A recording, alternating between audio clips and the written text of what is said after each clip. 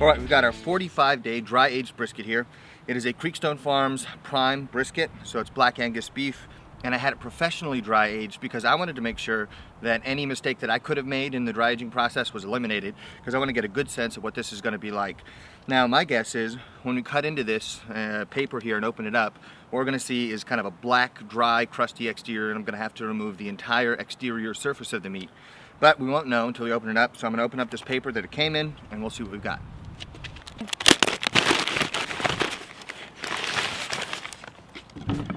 So this is what we're working with. If we want to take a look at this right here, you see that kind of weird whitish color. I think that could be some of the microorganisms on the exterior surface of the meat. This is about a 12-pound brisket, but you can see it's pretty darn stiff. You know, it's not a lot of give to it. Stiff as a board there. And so we're gonna have to cut all of this stuff off, and this started at about 12 pounds. I think we're gonna be cooking maybe, I'm guessing, 8 pounds of meat after the dry aging process and the trimming. But let's get into it and see what we've got.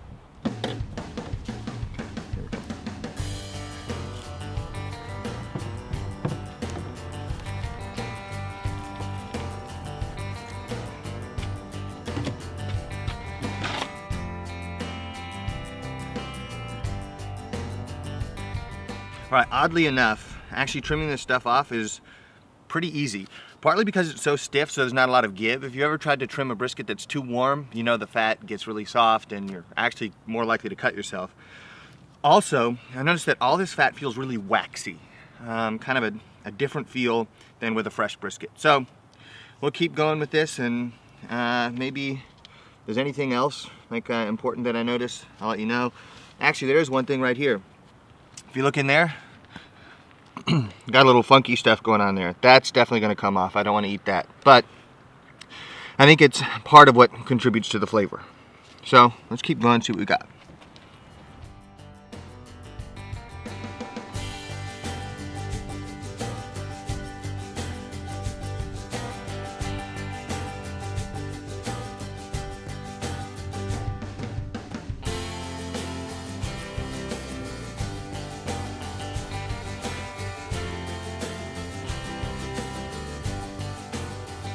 And because this is kind of different to any brisket I've ever trimmed before, I really don't want to cut myself by just not being used to this.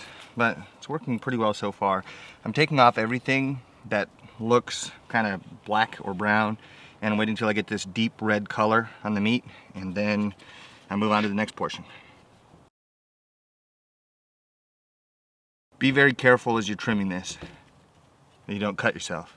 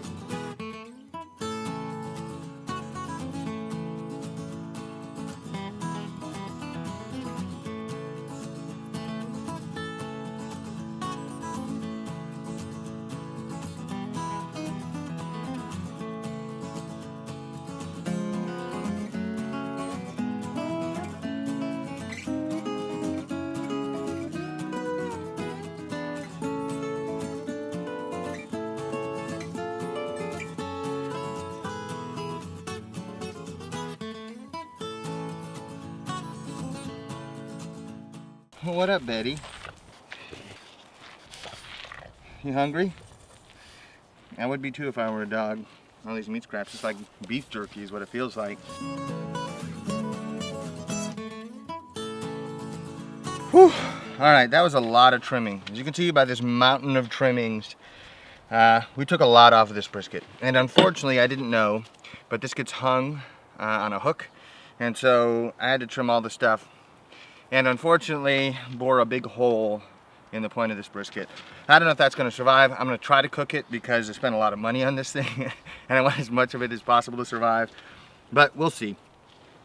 Then you can also see that this part is very dark. Like the red of the meat is darker than it would normally be with a fresh brisket. So we're gonna salt this, we're gonna put some rub on it, we're gonna throw it on the smoker, we're gonna see how it turns out. And this is just an interesting experiment for me. I've never done this before, so we're just gonna see what it's like. Now, about these trimmings, like if you actually grab this and smell it, it smells like cheese, which is a little bit disconcerting. It smells like cheese, feels like beef jerky.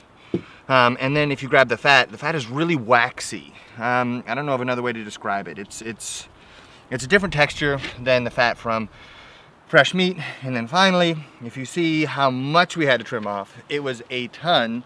So this brisket probably weighs, at this point, 6 pounds. Started off as 12 pounds after the trimming and just trying to get it in decent shape to go on the smoker. It's a lot lighter. So the yield is relatively low, and there's so many little spots here. I feel like I could just continue trimming forever, but I think that's good. I think I got all the stuff off that looks really gross. And so at this point, time to season: salt, pepper, or salt and the rub that I always use. I'm not going to go a lot into the cooking process for this because I am using the exact same cooking process I would for a normal brisket. The only exception would be if it looks like it's drying out, I might lower the temperature a little bit. I'm just trying to protect it and coax it through this cook without drying out. But I think it'll be fine. Let's go for it and find out. Betty boop.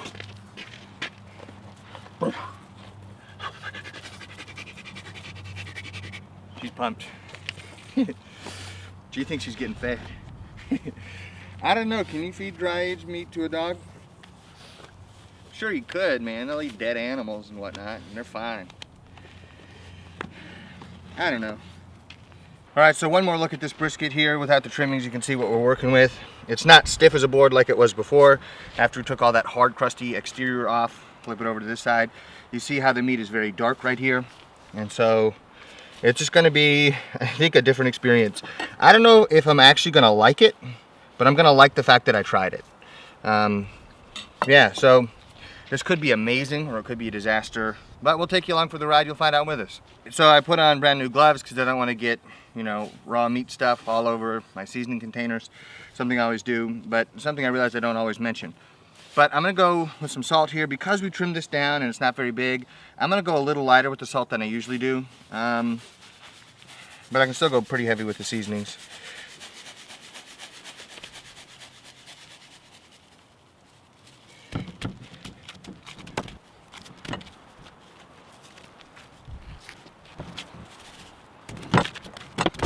Usually when cooking a brisket, I would probably be a little bit more merciless in trimming this flat. And I may have to trim it. Yeah, there's just not much meat there. I was trying to preserve as much of it as I could. Since I don't have this glove contaminated, I'm gonna finish seasoning and then I may trim a little bit more off just to try to make sure everything survives. So, here we go.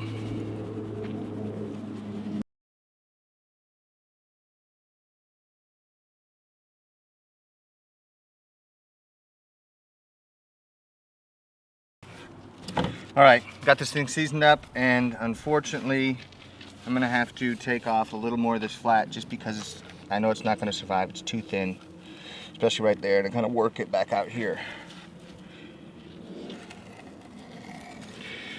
So if you look at this, it was too thin, not enough fat on there to keep it moist enough to survive. It would end up like beef jerky, I'm afraid. So we'll do that. And then for this part that's newly exposed, I'm gonna hit it with some of this seasoning right here. And we're all seasoned up, okay? Try and make sure I get the edges really well. And I think we're ready to rock and roll. So, time to put it on the smoker. We're gonna be cooking at 275. Maybe drop it down to 250 if things are looking like they're drying out a little. Also, definitely gonna be cooking with a water pan today. Always cook with a water pan, but definitely today I'm gonna make sure I'm watching it and make sure there's lots of water in there, keep everything inside the cook chamber moist. But with all that said, time to put it on the smoker. Oh man, it's gonna be real tasty or terrible. Here we go. Smoker at 275. I'm gonna take this guy, stick it in here. Hopefully as much of that point can survive as possible, but I don't know. We're just gonna have to go with the cook and kind of check it periodically to see how it behaves, because I've done thousands of briskets, but I've never done a dry aged brisket, so it may behave in a totally different way. So we'll see, and we'll keep you guys updated as we go along. Just so you know, the fire's already going. I already got the smoker up to temperature. The reason you don't see a bunch of smoke is because I'm burning a very clean fire. That's my #1 priority.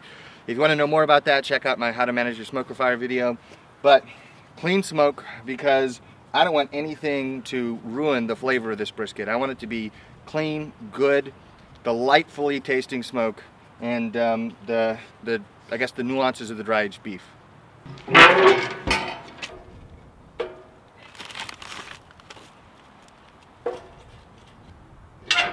Alright guys, big shout out to the people at Barbeques Galore. This is a question I get so frequently I can't answer all the questions about it. I get my wood for the Brazos from Barbeques Galore. I always cook with pecans. That's what I'm cooking with today. It's my favorite smoking wood. I'll put information to them down in the description box for you guys to check out if you're interested. A lot of people in LA have a horrible time finding wood that they can use in their offset smokers. This is the place that I found. They've always treated me really well, and I'd recommend going there if you're in the area. So this brisket's been on for 2 hours and some change, and because I'm very concerned about moisture, I'm gonna start spraying. Usually I wait about 3 hours before I spray, but because this thing's already been drying out in the dry age room and all that stuff, I'm trying to make sure nothing burns up, especially on that point, because it's got a huge hole in it. It's not a lot of protection. Had to cut a lot of fat off. For all those reasons, I'm gonna spray. So let's take a look. So that's what we got.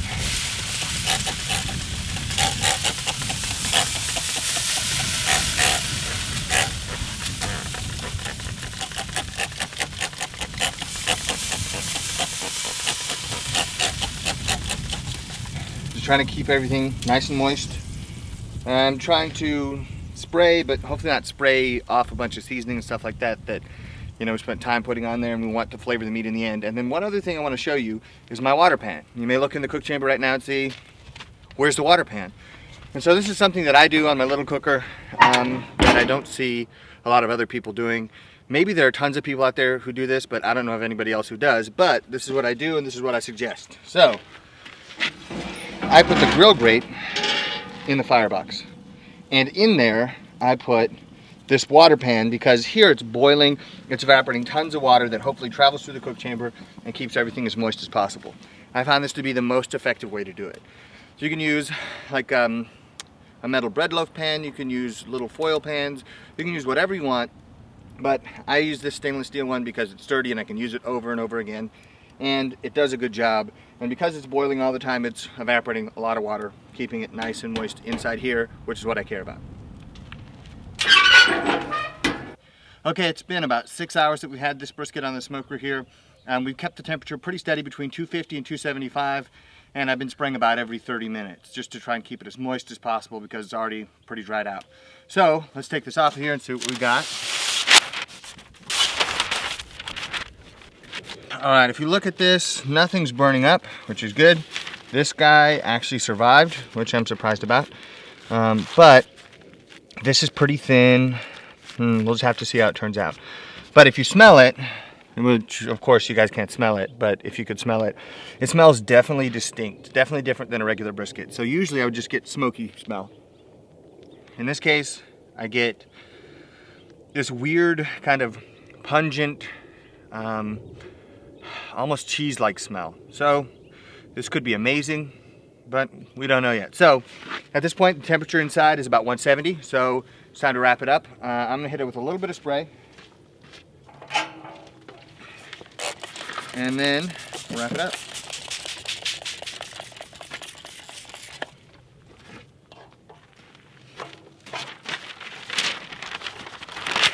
Now I was tempted to actually wrap this in foil just because I thought that'd be the best way to preserve the maximum amount of moisture. But then I decided, no, I want to do butcher paper, because my rule is keep everything exactly the same except the one thing you're testing. So if you're going to try something different, do everything else identically and then change only one thing. So for that reason, I'm going with butcher paper today. We'll see how it turns out.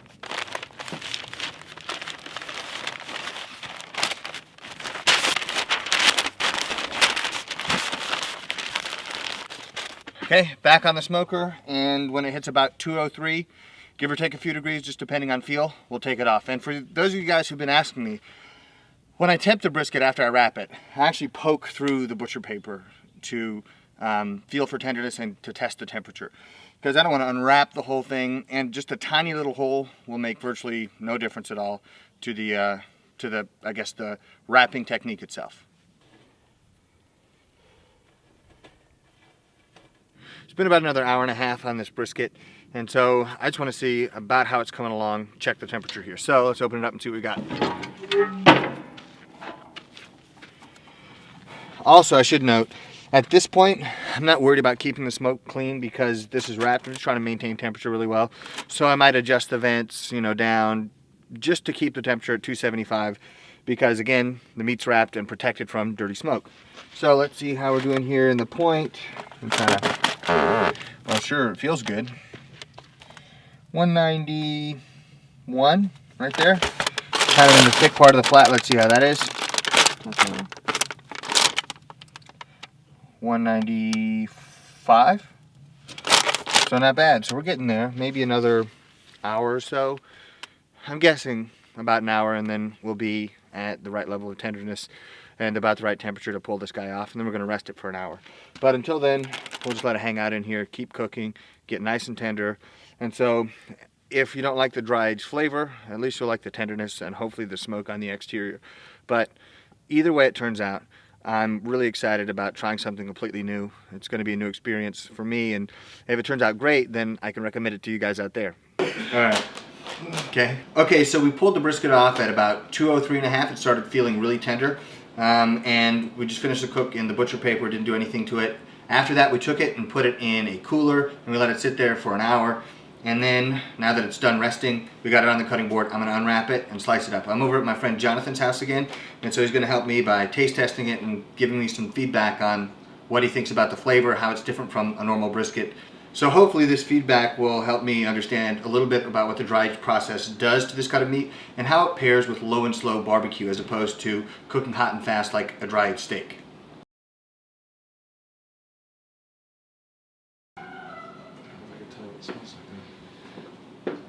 So I'm just going to slice the whole thing. We're going to have a lot of people here taste testing for us. Feels like there's a crusty chunk there. Yeah, that one got a little too crusty.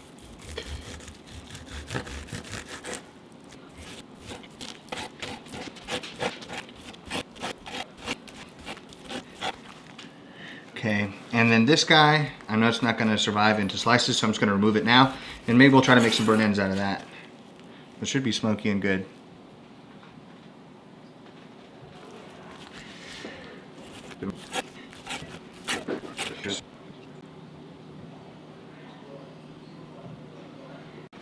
And this fat, like, it's different than when I do a normal brisket. It doesn't look as, I get it kind of webby looking. That's almost like it's compressed a little bit. Yeah, like the honeycomb type of. Yeah. That's different. That's weird. Interesting. You have to imagine it breaks down differently than tissue that would. Trying to be more moderate there.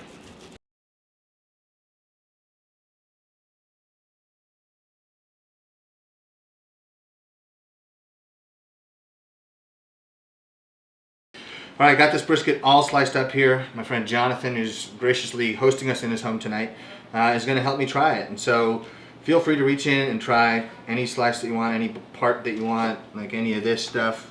But we're just looking for if it's moist and the kind of differences in taste between 45-day dry aged and just a regular fresh brisket. So jump in. So we got to get something out of the flat. Got to. Got to try that. Okay. It looks really good. Uh-huh. And it's got the pull. Pull is very good. It's got just enough that fat on top. Okay. All right, I'll join you here. Let's get this guy.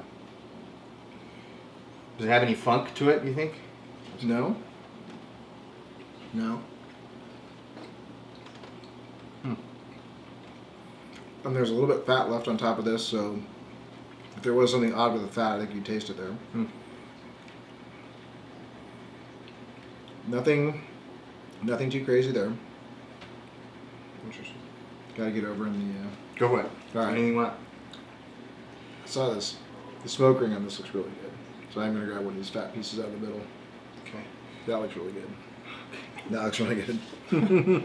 Okay. So I'm just going straight for the middle.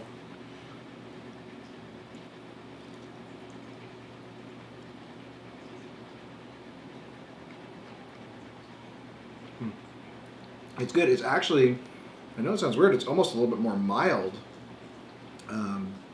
The point's holding together a little bit better than the flat here, but it's.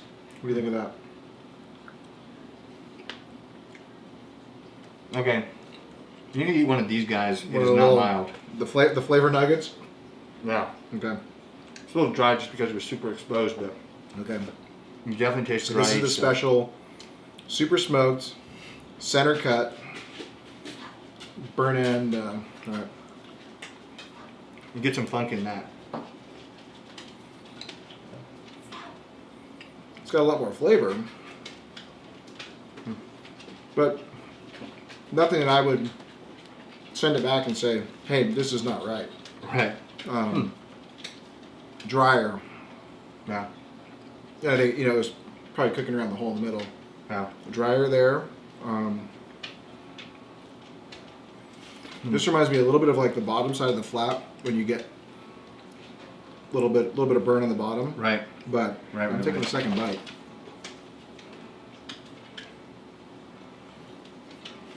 I think this one might be a little funkier. It's an end cut There was just a chunk from the very end. from the end of the Yeah. plant. Okay. Because I just ate one of those, There's a and there's more of that there. there is a little bit of an aftertaste. Yeah. It's not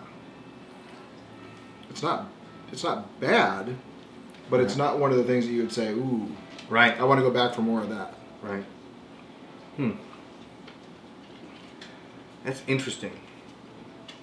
In all honesty, I've had dry aged steaks before, but I just never cared for them. But I wanted to do this just to see how it turns out. But I know That's it sounds, interesting. It sounds really weird, but I know there's no such thing as carbonated meat, right. but it's like a you leave orange juice in the fridge Yeah. too long and it starts to go off a little bit. Yeah. It's orange juice and it's still fine, but you can taste it start to go off a little bit. It's almost like there's an alcoholic twang to the. Yeah. Maybe that's the. I don't Yeah. know if that's the right way to describe it, but that's what it kind of reminds you of. That orange juice is just a little bit past its date in the, Yeah. in the Interesting. fridge. Not bad. You know, the weird thing was, this was more moist than I thought it would be. I thought it would Yeah. be just really dry because of the dry aging process, but like this slice, it's got lots of moisture in it. You know? Now, how did you think the tenderness of the point was, though? Oh, not tender enough. Yeah, I was a little bit surprised that, especially with that much aging, that the point wasn't just falling apart. Right. So a lot of what you get there, you get the flavor, but you also get the tenderness from it breaking down. Right. So I'm still eating it. yeah. So I actually pulled it a little before I thought I should because I was thinking the very same thing. It's like I don't want it to turn into mush or something. Right. I mean, because a dry aged steak is already supposed to be more tender. But it's a little. It's very interesting to me. Now I don't get that same, whatever you want to call that aftertaste or that alcoholic brisket taste. I don't get that from the main part of the point. Yeah. I got it from these end cuts, which makes me wonder if it was actually possibly something in the smoke as opposed to the actual aging. Or maybe I just didn't trim that properly. I don't know. I'm still eating it. Yeah. Okay, cool. All right. So Now, I have had your brisket before, though. Same rub as before? yes, I think so. I don't taste as much of the rub, and I don't know if that's... I don't know why.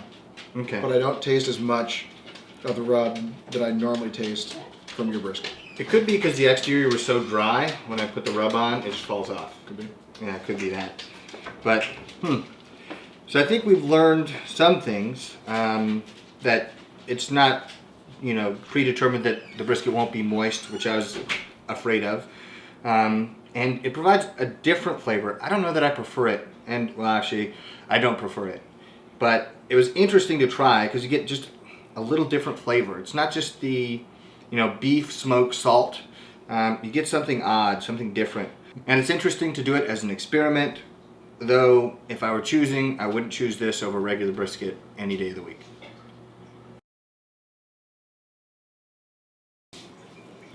Geez, the point is, it is tough. The point's pretty...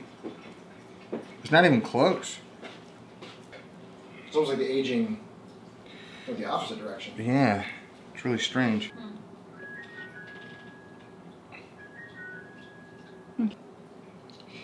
Yeah, I don't like it. It's not nearly as good as your other one. It's rubbery. Yeah. It's got. So one thing we noticed here is that the point of this brisket is not nearly as tender as it should be. It's actually like a rubbery texture. So just to illustrate this, this would never happen with my normal briskets, I can assure you. But yeah, I can go like this, and then nothing happens. It just jiggles away. And I thought that if anything, the dry aging process would make it more tender, because it's part of the reasoning behind dry aging steaks is that the enzymes break down the tissue and it becomes more tender.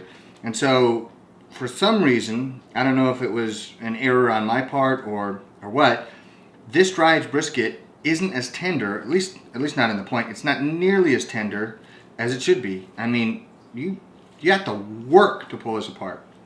Like it, not quite like shoe leather, but it's not far off. This is so strange and something I totally did not expect. I thought, if anything, it might not survive being cut into slices because it'd be too tender. So that's so interesting, and something to consider when you're cooking one out there. If you guys decide to do a dry aged brisket, make sure it's tender enough, and don't just assume because it's dry aged that it's going to be extra tender. Because I cooked this to 203.5, let it rest in the cooler for an hour. So an identical process to what I usually do. It felt pretty tender when I was probing it, but this is not even close to tender enough. I've cooked brisket not enough. Right? And I get one thing. I've cooked it too much, and I get something else. Yeah. This is like a new state of matter that is not normally... I've never, I'm in the same boat. I've never had anything come out like this. It's half solid, half liquid. It's a sockwood. Yeah. It's not like it's too tough, you have to pull harder. It's like elastic. Yeah. That's the strangest thing. You know, this is how they invented vulcanized rubber, I think. Yeah, I think so. Maybe there is a use for... It's so weird. So, after standing here and kind of examining more of these slices and just sampling more of the pieces, I've come to the conclusion not only that I don't prefer the dry aged brisket, I don't like it. And maybe I'm biased against the flavor because I don't really like the funky flavor, but I don't like the flavor. I'm actually very surprised by the amount of moisture. It was plenty moist, but just the texture is all wrong. It doesn't really have any redeeming qualities other than it's moist. So, 11 times out of 10, I would choose just a regular fresh brisket and cook that and eat that instead of something like this. This was interesting to try. I don't think I would recommend it for anybody else out there. Maybe this is why they do not dry age briskets, but they do dry age steaks. I was wrong. This has more than one redeeming quality. It is moist, that was the first one, but that's a pretty good smoke ring right there. It's like half an inch thick. Well, at least I prepared myself for failure. I was like, dude, this could totally suck. If that's failure, that's not that bad. For me, I always set like such high standards that my goal is that if I set like a very high standard, even if I miss, it's still good. Steph says the same thing for me. It's like my barbecue is never good enough for me. Everyone else is like, oh, this is great. But this is admittedly not good. Okay? It's not to my standards. Like, I don't like it at all. Thank you guys for watching Mad Scientist Barbecue. If you enjoyed this video, you can hit the like button down below. You can also subscribe to the channel or follow me on other social media at Mad Scientist Barbecue. See you next time.